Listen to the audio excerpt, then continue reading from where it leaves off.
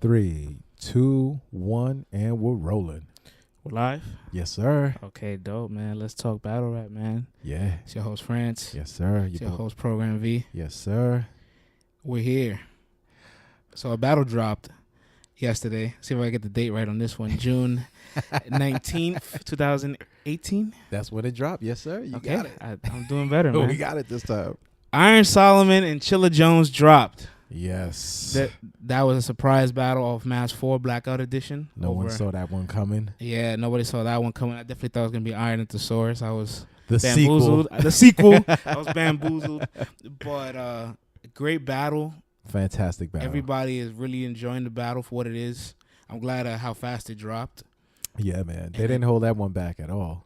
And this is Iron Solomon coming off the Rum Nitty performance. And I think there's something we can start having a conversation now. There's a topic to start talking about now.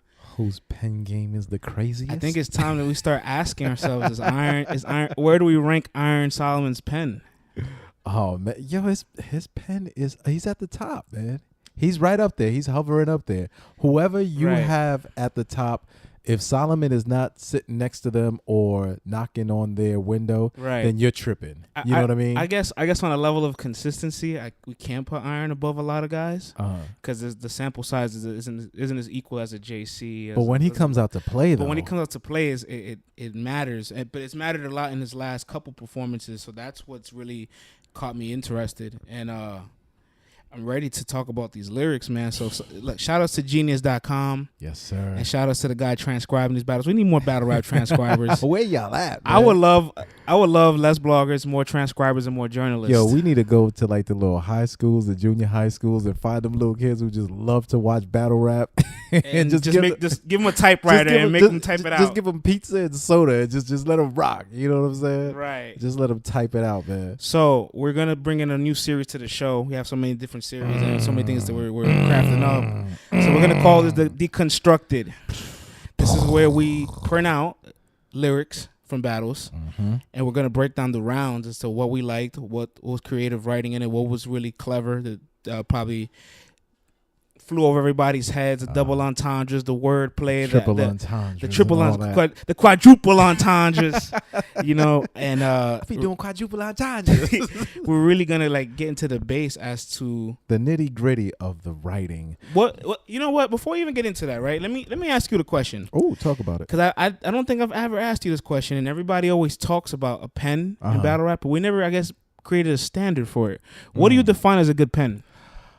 A good pen to me is someone who you have to go back a few times to really decipher what they're saying. That's a guy who is, as they're telling you a story, there's a backstory within that story. And you have to pick apart those little gems and those little nuggets and find the intricacies and find what the double meanings are and the hidden meanings. But ultimately, to have a great pen, you still have to be a great communicator. And there's only a few guys who are able to have a crazy pen and communicate that properly. And Iron Solomon is one of those guys. So for me, you have to be able to write deeper than the average artist, but you still have to be able to make it relatable to not just the average consumer, but, you know, that consumer who's looking to go to that next level. You know what I'm saying? It can't get too crazy. Yeah, well said, man. What about you? What do you think? I think a good pen is something that obviously needs to have replay value.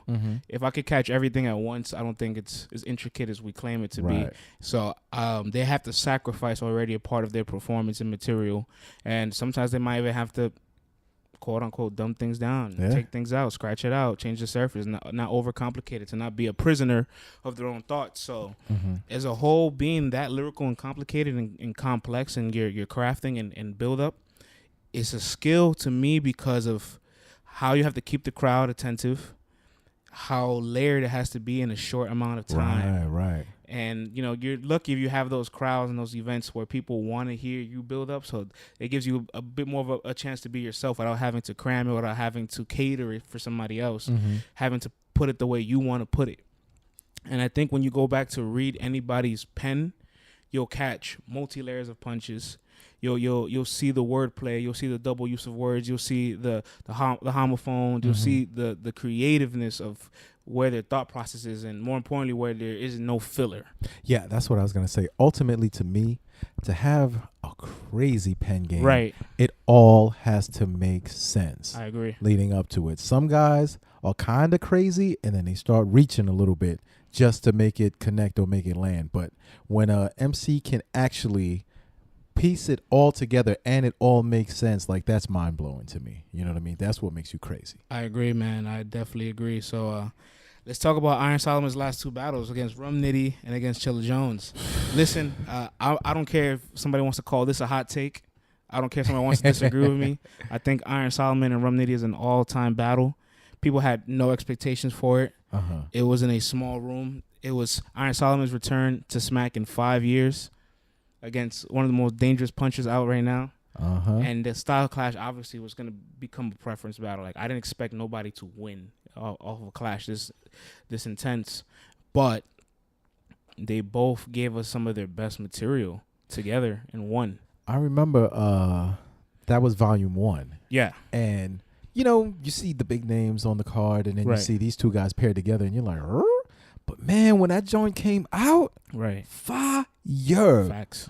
Fire, man. So, friends, I definitely want to get this cracking, brother. Yeah, man. So I have Iron Solomon's first round here, and let me tell you what I mean by there's no filler. Let me tell you what I mean. He opens up his first round. You battle Charlie in the roughest crowd. He prepared for you by writing nothing down. Instantly, he's downplaying one of Rum Nitty's biggest wins. He's saying, "All right, so you beat Charlie Clips. That was your biggest battle. Clips didn't even take you. You got the Clips that didn't show up. So everybody's just gonna talk about Clips not showing up instead of you winning. Exactly. And then already setting the tone. And Iron lets it known. For me, he wrote all 3 and made his grandmother proud. That's hilarious because it let me know. He said, "Hey, he took me serious, unlike you." And, you know, Charles was referencing his grandmother. So, that like, he's already there kind of just getting into, like, setting a tone, referencing battle rap, and also dissecting Rum's highlights in his career. Exactly. And then I'll fast forward a bit towards the end. He goes, "Oh, you don't get it, you fucking clown? I'm saying the clips that I bring to the ring actually comes with rounds."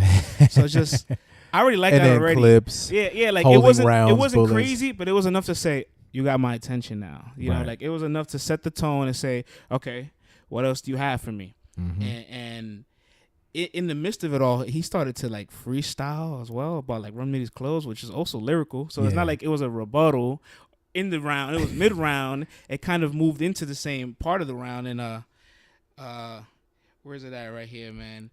He goes, "You're authentic enough to step in the shoes of the great, but those are actually new, and I'm kind of matching you," because they had the same Jordans. Yeah, they had the Jordan 5s on. Had the Jordan 5s on. "I'm kind of matching you, but mine's a classic, so I'm winning in this fashion too." Right. So he's also referencing the fact that he's battling in a small room on Smack again, like where he first started on Smack, not the Mook battle. You're in the small room with me. I'm going to create a classic. Rum. Exactly. This is my environment, Rum. And not only that, he was wearing the OG versions of it. So even on that level, he's showing that he's the OG in this also. And Rum is just like the new flavor of the month. You know what I'm saying? Right. The blue Air Jordans that never came out back in the day. You know what I mean? Right. The whole round, Iron Solomon, like, he opens it with a scheme. Like, he'll say a line, it transitions. So the transition between rhymes is probably like, where are you going with this? Like, you just said one thing and now you take him to a whole nother place. But he'll introduce it and then keep building on it with wordplay in the mixer where it gets good. It gets creative. I'm gonna just skip to more of the end of his round where he starts talking about the jeans. You know, if he got a steam to chrome his home because it's not in his jeans. Hold up. He licks, I know you follow the theme, but at the top of the scheme, I strand, cut, cloth, then jean. So then already strand, cut, cloth, jean. Are you guys following that? Yes. All right?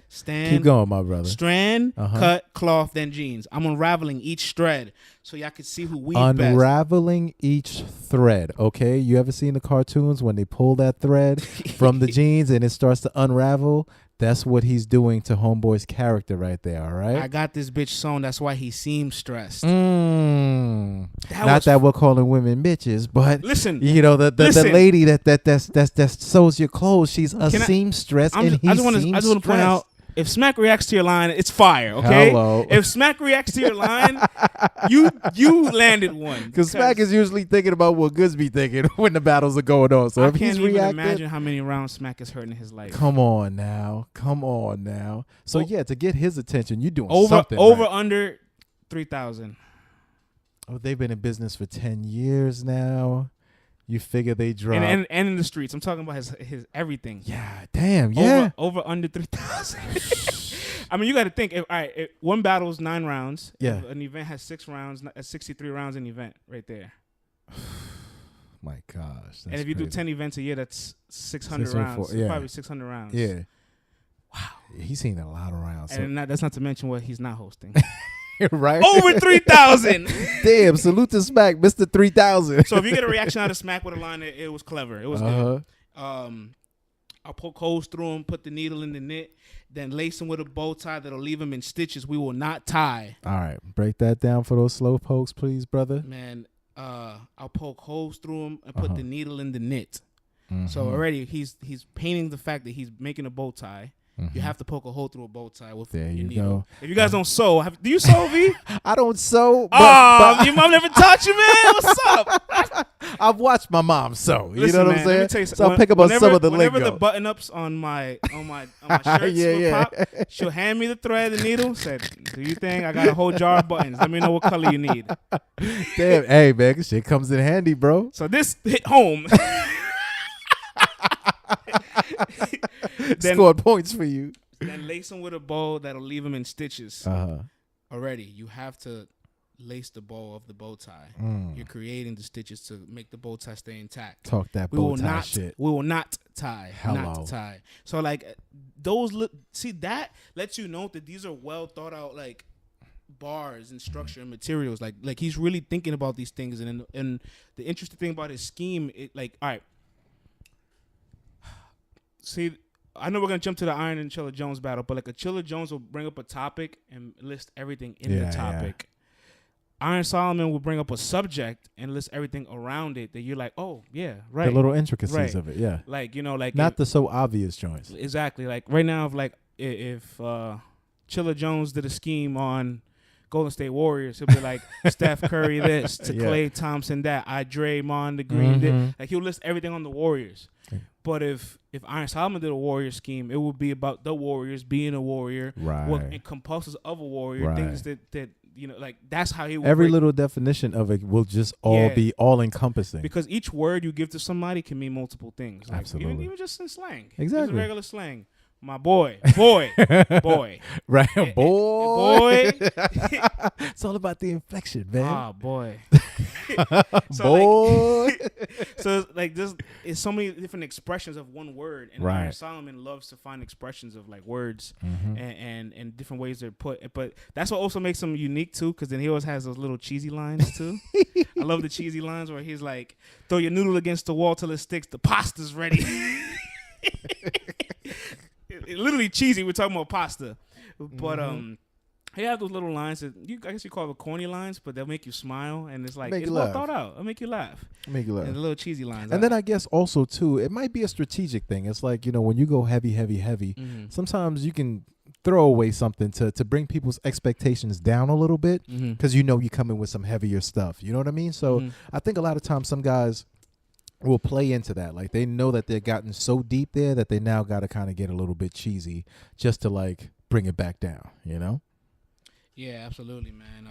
We're not going to break down every single line of it, but with just a whole bunch of things that I like point out.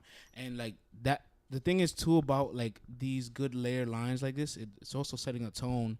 But like you said very early in the introduction, these lines mean nothing without the execution. Exactly. So we do got to give him props for his performance on each and every single line.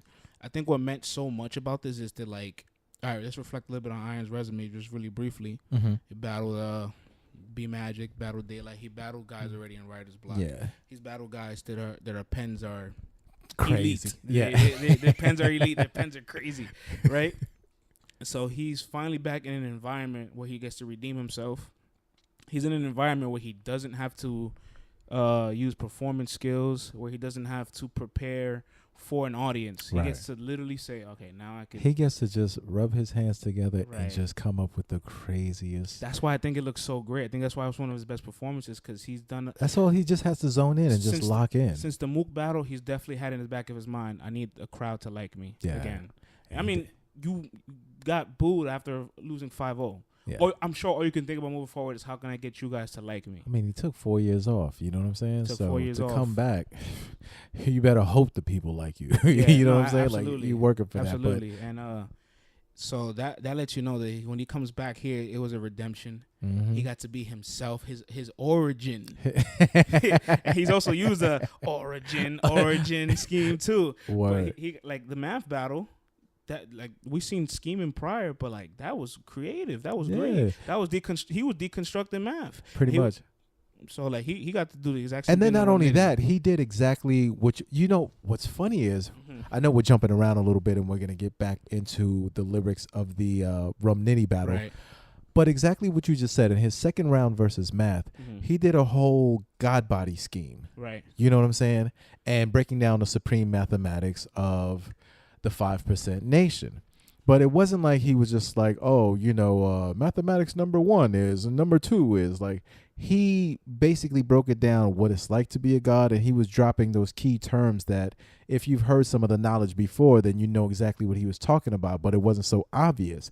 So that's what made it so ill. And what's also ill about Iron is that he'll drop little bars and phrases that you're not exactly sure what he's talking about, but you know it's fire because there's some people going crazy there. So it makes you want to go and research and dig a little bit deeper to see what he's actually talking about. And that's what great writers do also. So it's interesting that you mentioned that because that's exactly what he did in that second round versus math. So I know we talked a lot about what you can do and what's the goal with a round, right?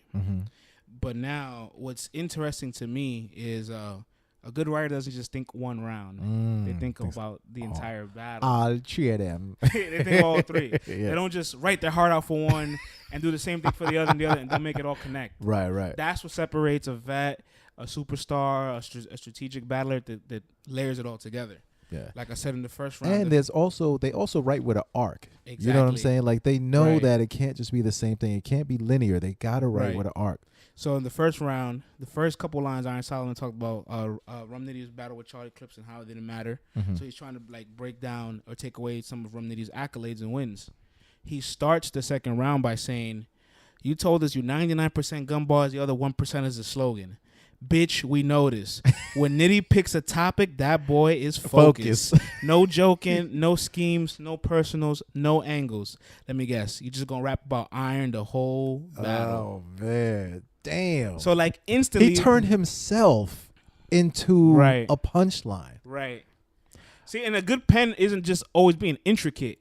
It's about saying what you need to say and conveying the message for us to be like, wow, you know what? You're right about that. Exactly. That's why, like, even though this battle is preference and it is subjective, some people may have Rum 3-0, Iron 3-0. It's a big debate about this battle everywhere. I think you can't deny the fact that Iron is the more equipped and skillful rapper. Yeah. Iron was taking it just another layer deeper. More creative, You know what I mean? Right. Absolutely, man. That's not to take away from the Nitty. Come on, we already know that. Like, if we're calling a battle a classic, that means that both guys went crazy. So we ain't gonna be doing this apologizing all night to the other guy. We're not taking away from Nitty, but Iron is. Iron is right. But Iron is not happy with the fact that he's only gonna rap about Iron the whole battle. He said, "Well, you just stop, whether I kill you or not, because if you fence someone else in the plot, you putting yourself in the box. Respect this lesson instantly, right?"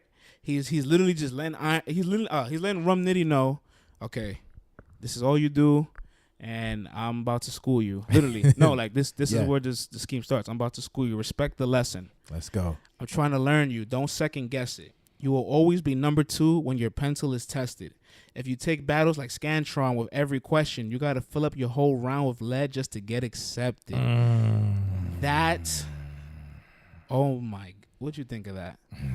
It brought me back to junior high school, taking my regents, filling out all them Scantrons, my dude. You know what I'm saying?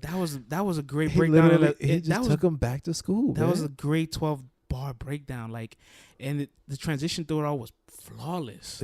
And that's the thing that I enjoy about Iron's writing. It's just that one word leads to the next word, leads to the next word in the scheme, but it all ties in as if it was just a regular sentence. Absolutely. When you can read a scheme like a sentence, but it's still a scheme, you have mastered that scheme right there. Mm-hmm. You know what I mean? He still keeps going to let's go. All these extra gestures made you the prince of gun punches, Mm-hmm. but the rule is you can never be king with just one subject. Word up, man. You gotta have you gotta have a whole kingdom to rule over, man. That's what I'm saying about Iron. Like he'll take he'll take the subject and associate everything around it. Exactly. Versus taking something and just making it into a list of things. And Ron calls himself the gun bar king. That's the problem with schemes. Like Chilla Jones broke scheming for us, but people just take scheming and just list the topics instead of getting creative around the whole bubble of the word. Well, he pointed that out in the Chilla Jones battle. And we're gonna get to that. And we're gonna get to that. And more parts of Iron's round 2 that I liked. Oh man, there's so much. I'm gonna jump down towards the midsection. Is this the people you kill or the people you die for? Is you fourth quarter blood crip? You throwing up the 6, but you 5'4". I love the sequence backwards of the numbers. I'll send them to hell or angels if you don't take my advice. And hold on, and Lord. Just for those that don't, because we're deconstructing it. For those that don't understand, when he says he's throwing up the 6, that's a representation of a particular organization that Nitty is down with. Right. So, if you know what that is, then it makes total sense because You know what? Good that you say that. So let's take it back a handful of lines because since Iron's whole round is like a story, I guess we need the whole part. I'm not gonna just put the part that I like. Let's go. Let's deconstruct it. Let's deconstruct it as a whole. Let's bring it all the way back up, right? So he says here, with writer's block, he's got major billings, but the type of guap he got paid was for shillings. He deaded them, thinking he was on Team Hami's side, make a killing. Draw the line, boy. Boom. So right there, he's already opened up the gates that Rum Nitty's a click hopping. Yeah. Rum Nitty's a click hopper. He wears an for LOM. paper. Yeah, he wears an LOM shirt. He'll market this. He'll market this brand. It's fourth quarter. He's writer's block. All these things. And I love the fact how he ended it. Thinking Team Hami's side, he'll make a killing, draw the line. You already know Homicide. We're going to draw that white line. If you guys watch crime shows. CSI. Right. So then Iron transitions into who's the brotherhood you would really ride for? Folks you're willing to pay the price for? The people you kill and die for?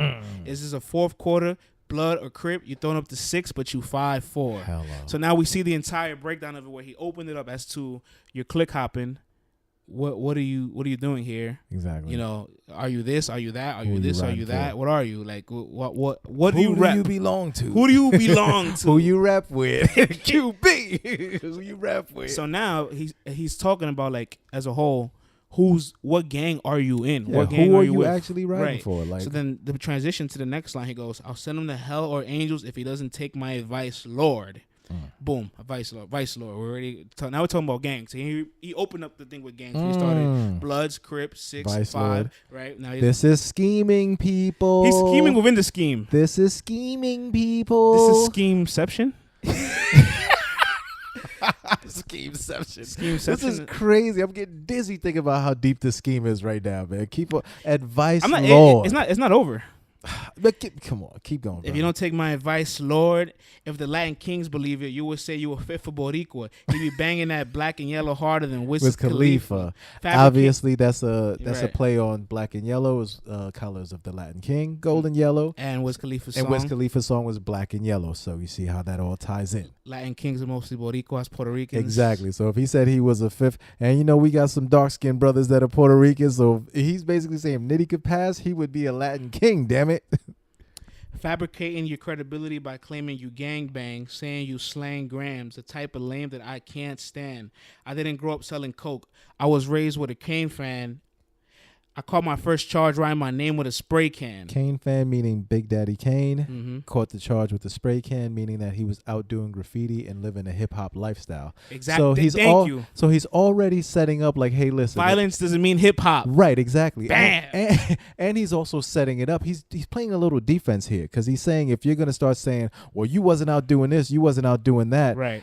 He doesn't have to take the Eminem route. He can just say, hey, I was out living hip hop. Right. I am hip hop. I'm doing hip hop. So if you're saying what I'm doing is corny, is to say that doing hip hop is corny, See, essentially. So that's defensive writing already right there. Look, man, this is a little, I guess, on the social side of things, but people forget that there was a dark time of battle rap where I guess other ethnic groups, whites, Asians, Latinos, just wasn't as welcomed into the culture. Like, you know, like if Iron Solomon had to battle somewhere, it'd be nothing but Eminem jokes. Right. That wouldn't have flown on the Scribble Jam stage. They're like, oh, come on, we don't want to hear that stuff. Exactly. You know what I'm saying? So Iron Solomon was one of the few guys that was labeled into the backpack rap, but broke the stigma by crossing over to smack in the platform. So that's why his legacy is cemented for on both sides, man. Yeah, absolutely. Both so sides. That's why, like, I think that line is so special, where it's like he's letting it be known, like, yo, look how this whole scheme opened up. Mm-hmm. What gang do you rep? Right. What gang are you in? You think being a gangbanger is cool? Like, that's literally all the transitions of it. Like, it's almost as if you're talking to somebody and arguing with them. It's interesting. Like, you know, when you're arguing, you'll bring up one point. A girl is arguing with you. She'll bring up one point, you answer, and that answer leads to another point. Women are great at that. Yo, man, you have the right to remain silent. Just play dumb, fellas. Play Iron dumb. kept opening doors within the scheme, and then towards the end, reflected it back on himself, where he's like you said, he was a Kane fan and caught his first charge right over the break, and people forget elements of hip hop, graffiti, and guess what? At that event, Smack Volume 1, what did they do when they got had there? graffiti on the wall. Hello, and they sprayed, painted their names. This is hip hop, Kinda people. Crazy, see, this is going back to it. This is why I'm just like, I can't believe you're gonna say Rum 1, right? Because of how much like versatility. It's so deep, man. It's so crazy. deep. It's amazing on both ends, but it's just this is definitely more creative, layered, and versatile. And what else, man? So this is here, right here. Let me pull this part right here. All right. So even with the nickel, I'm the wrong one to meddle with. First name Iron, but I'm good in any element. That should be self-explanatory. That's chemistry. So that's the opener. The opener is so you already know. So the thing is, guys, the opener is just to give you the subject and to catch your attention. Like, okay, that was witty. Exactly. So that's not gonna fly over your head. So if you guys are new to Iron Solomon, whenever he has his next battle, well, we know when he has his next battle, August 18th versus a Big K at Club Drum RBE shit. You should start looking out. The first few words that he's talking about is generally going to give you a heads up, and you should perk your ears and get your brain cells going. Yeah, absolutely, man. Go on, my brother. Tables with the podium, linoleum, rustolium. You really with the shits. The mode I'm in is Imodium. People, Imodium is when you can't get the runs. I'll let you break that one down. You can't get the runs, and you need to get the runs going. You feel me? That's what Imodium is. Oh man, word up! When you need to free, you need to free some things up, man. Not only was it slick, but it made sense. And the mode I'm in, yes, exactly. Imodium. That's not even a reach. It's not. It's exactly. Perfect. Ending of his second round, he literally says it. My flow is like wine. So even if me and this fourth quarter scores tied inside the building, I am winning over time. He let it be known. Hey, guess what? I'm gonna be lyrical this battle. My flow is like wine. This is going to age. It tastes better with age. And more importantly, if you walk away here thinking, oh, it was a good back and forth or Rum 1, I'm winning over time. Fourth quarter score tie, I'm winning over time. Crazy, right? I'm winning on camera. I want to win this battle on camera. And he did for me, at least. And it's just incredible, man. Like, because, he was always pretty much a good writer.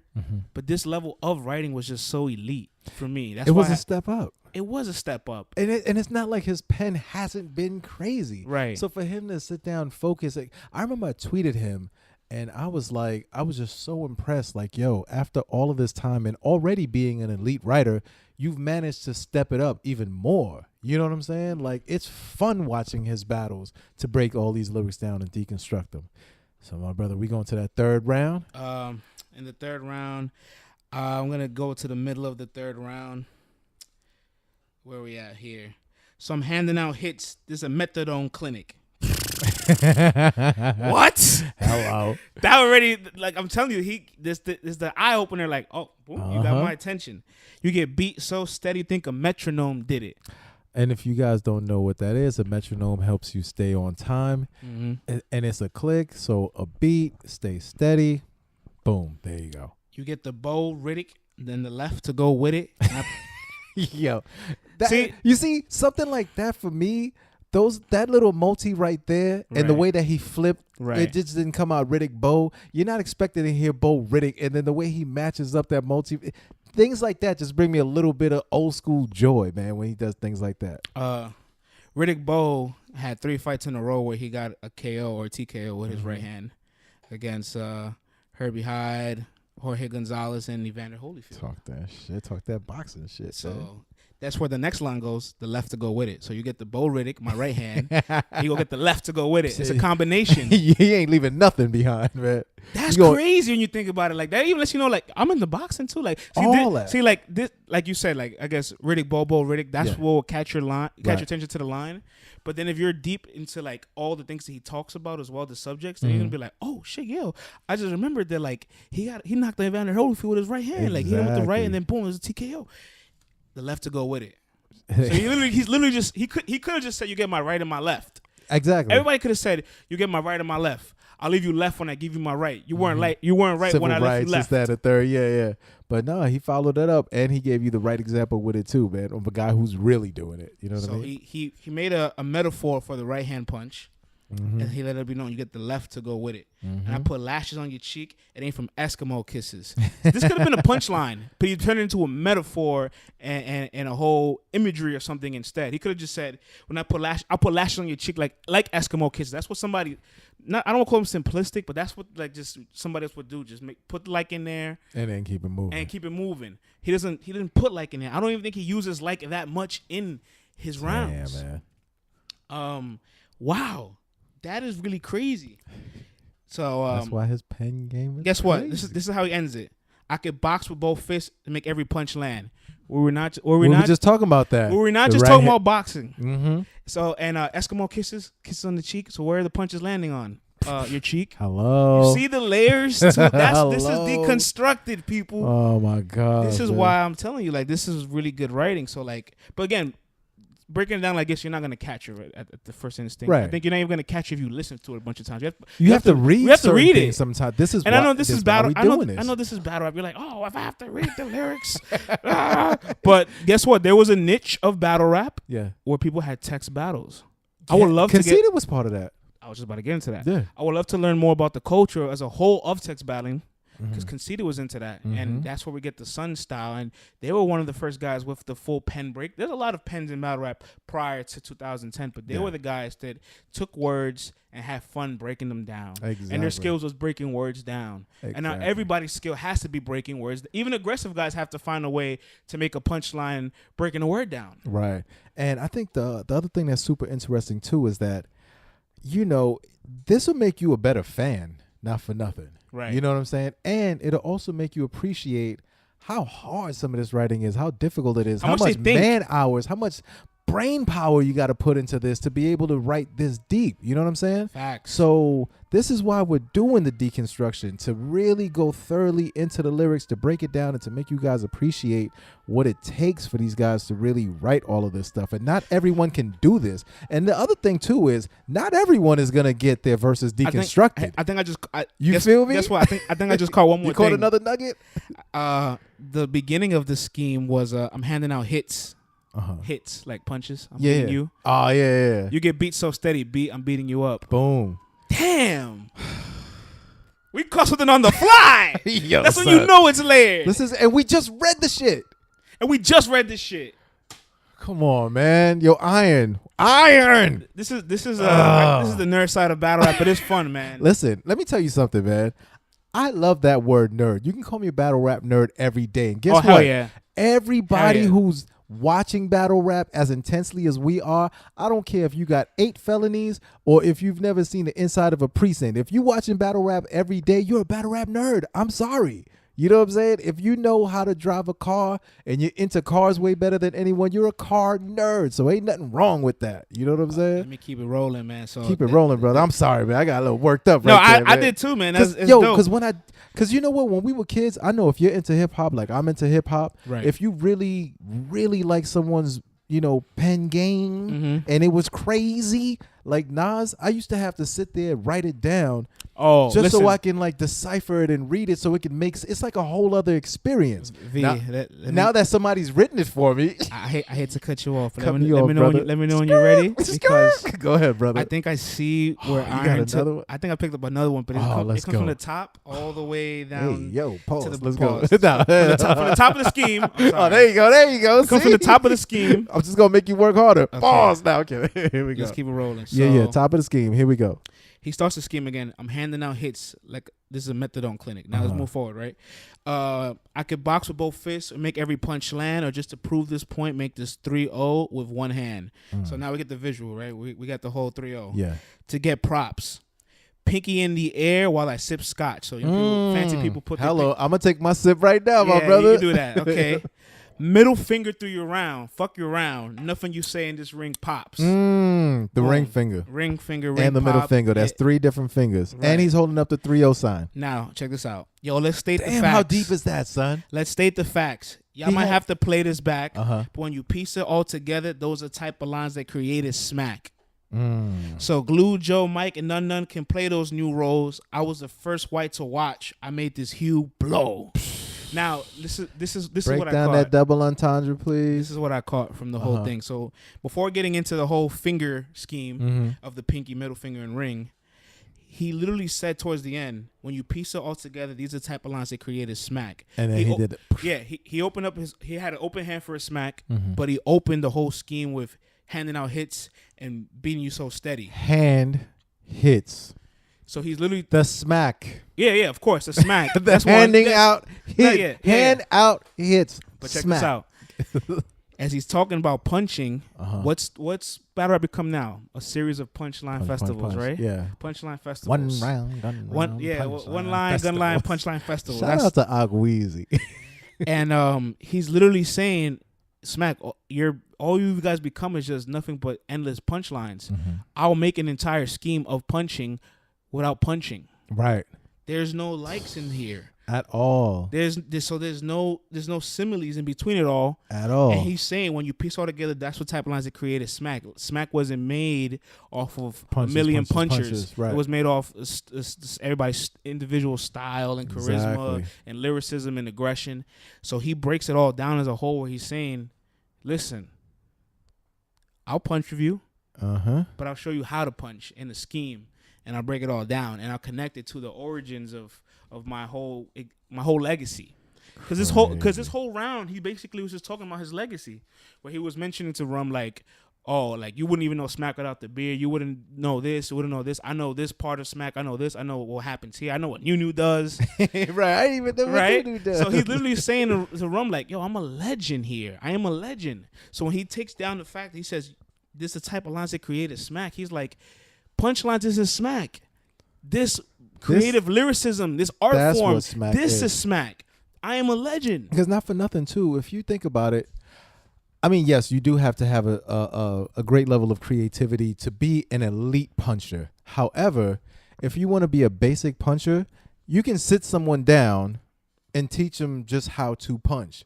But you can't just sit someone down and teach them how to write this layered. You feel me? That's showing you. This isn't also letting you know that separation. This isn't a 4 filler line setup with a simile at the end. We like those. We do like those, but we know that this is deeper layer. Everything has its lane. You know what I'm saying? Everything has its lane, and in this lane, I don't even think Iron Solomon did one of those your regular 4-bar setups. Not even once in this. So like that's crazy, man. You know, Iron always gonna give you the cheesy lines.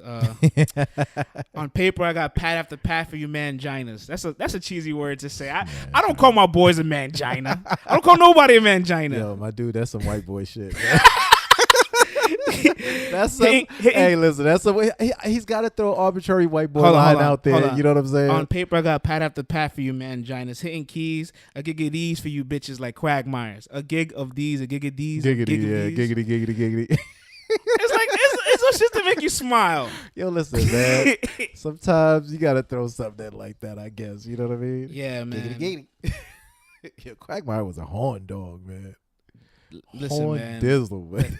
There's so much more I can easily break down, but that's just a brief a preview of what Deconstructed looks like. Yeah, man. Damn, the first one in the can. You guys are getting to listen to the demo right here. You know what I mean? You should feel special if you listening to this right now. Right. You are a privileged cat. Off the fly, like I just say, yeah, let me print out these lyrics, man. I really love this battle. Yeah, I just wanted to talk about it, and now I'm just here even catching more things too, even after reading it a handful of times. Crazy, man. We got a whole new segment, my brother. Definitely gonna break down Iron Solomon and Chilla Jones soon as well. Oh yeah, early. You already know that, man. Yeah, so my brother, let's you know what I mean? Let's talk battle rap. Another one in the can. Deconstruction. I like this Deconstructed, man. Fire, man. Shit. Motherfucking Iron Solomon versus Rum Nitty. Another one in the can. So let's turn it. We're in. gonna need to do one for Rum Nitty. Yeah, I'm about to do it. We not today, but we're definitely going to do one for Rum Nitty as well, right? Do it, man. Definitely. Because honestly, even though Rum Nitty's whole subject was just the gun, iron, but gun. we can. But guess what? In between it, there was really great fucking So let's writing. do that then. So let's do that. So let's give Nitty equal time, right? Right. Because since it's a preference battle, and we want to go down deep into the lyrics, right? Let's really break it down and Right. see. Okay, so what he has one subject matter is him just talking about that one subject that crazy, Right. that you can actually say, hey, I can see why someone will give it to him. Let's break it writing, down. Yeah, the level of writing of it was crazy too. So we're definitely gonna We'll revisit it and we'll do that one. You know what I'm saying? So, you know, guys, we're gonna sign out. Let's talk battle rap. Hit us up on Twitter. Hit us up, email, Gmail, all that. We'll see you guys next time. Peace.